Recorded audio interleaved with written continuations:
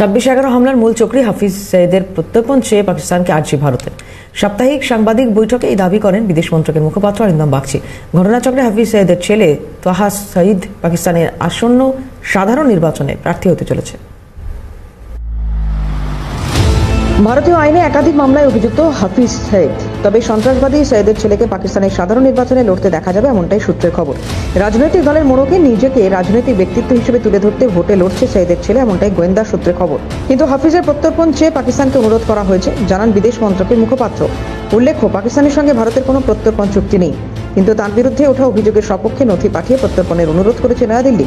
সাপ্তাহিক প্রেস বৈঠকে এই দাবি করেন বিদেশ মন্ত্রকের মুখপাত্র অরিন্দম বাগচি। যদি মুম্বাই হামলার মূল চক্রী এবং লস্করি তৈবার প্রধান হাফিজকে হাতে পায় ভারত, তবে মোদী সরকারের বড় সাফল্য রূপে চিহ্নিত হবে, এমনটাই বিদেশ মন্ত্রক সূত্রে খবর। ভারতীয় আইনের চোখে অপরাধমূলক এবং নাশকতামূলক কাজে যারা অভিযুক্ত তাদের ভারতীয় আইনের আওতায় এনে শাস্তির ব্যবস্থা করবে নয়াদিল্লি, মন্তব্য অরিন্দম বাগচি। রাষ্ট্রসংঘ স্বীকৃত সন্ত্রাসবাদী হাফিজ সঈদ, শুক্রবার বলেন অরিন্দম বাগচি, পাকিস্তান সেনার আশ্রয় নিরাপদে রয়েছে সঈদ, তাই সে দেশে ভোটের আগে ভারতের অনুরোধে সাড়া দেবে কি পাকিস্তান? তবে বিদেশ মন্ত্রকের মুখপাত্র বলছেন, পাকিস্তান বরাবর সন্ত্রাসবাদে মদত দেয়, এটা ওদের জাতীয় নীতি। ইন্দ্রাণী দাশগুপ্তের রিপোর্ট, ক্যালকাটা নিউজ।